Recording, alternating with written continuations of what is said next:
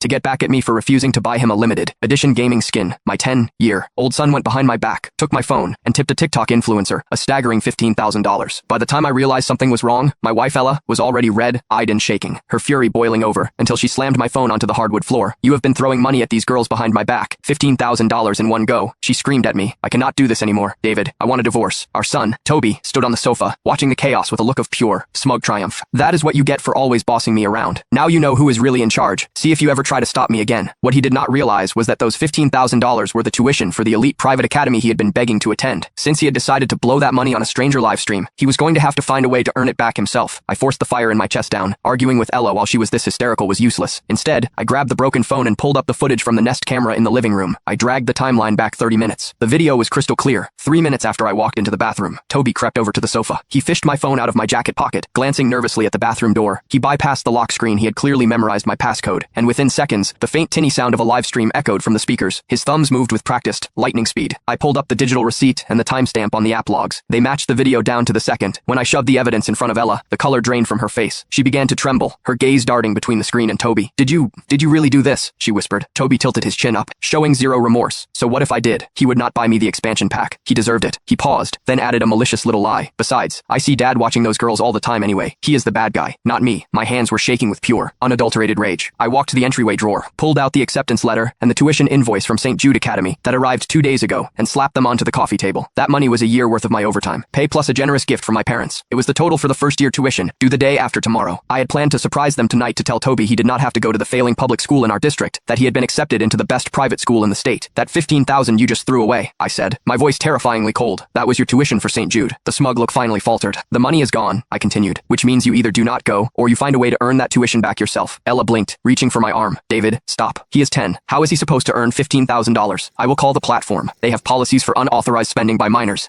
We can get a refund." Number. I cut her off. Looking directly at Toby, whose face was finally beginning to pale, I let out a sharp, joyless laugh. "I have already called Mark, who runs the local landscaping and flyer delivery service. I have also checked with the diner down the street. Toby is going to be handing out flyers and doing neighborhood cleanups. $15,000. At his age, working part-time. It will take him forever, but until he earns it back, we are not talking about private school. We are not even talking about a new pair of sneakers." Toby finally processed the reality. He let out a loud, theatrical wail and began thumping his fists against the sofa cushions. "I am not doing it. You cannot make me. You are a mean, horrible father." I ignored the tantrum, right in front of them. I called the platform customer service. I submitted the account info, the security footage, and Toby ID is requested to apply for a minor unauthorized purchase refund. 20 minutes later, the agent called back with an apologetic tone. "Sir, I am very sorry, because the account is verified in an adult name, and the payment was authorized via a known device and passcode. 70% of the funds have already been disbursed to the creator and the management agency. We can only offer a courtesy refund of $9,000.